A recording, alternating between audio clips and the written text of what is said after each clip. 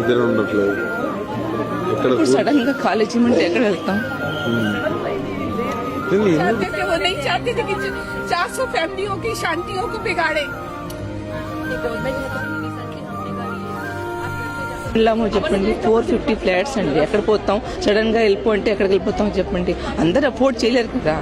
అందరు maximum 90% middle class వాళ్ళు ఇక్కడ కష్టపడి లోన్ తీసుకొని ఇక్కడ మేము వచ్చామండి. ఈ రోజు కూలగొడుతున్నారు. ఆ లోన్ సగం కూడా మాకు తీరలేదు. పిల్లల ఎడ్యుకేషన్ రన్ అవుతుంది. ఇటువంటి పరిస్థితులన్నీ ఉన్న పలంగా మీరు వచ్చి ఖాళీ చేసేసేయండి. ఎటు పోతామండి? గాంధీ గారు చెప్తారండి ప్రజల్ని రోడ్డుకి ఈడ్ చేసి నా విగ్రహం కట్టమని ఎక్కడైనా చెప్తారా? గాంధీ గారు గవర్నమెంట్ ఉద్యోగులు అనుకోండి, నేను ఈ కేసులో ఉన్నానంటే ఫ్యూచర్ ఏంటి, నా ఫ్యూచర్ ఏంటి అని బాధపడి వాళ్ళు ఒక అడుగు ముందుకు రారు. అదే పల్లెటూరులో రైతులు తీసుకోండి, వెంటనే వస్తారు. ఏదైతే అది కాబట్టి మేము జైలు పోతామంటారు.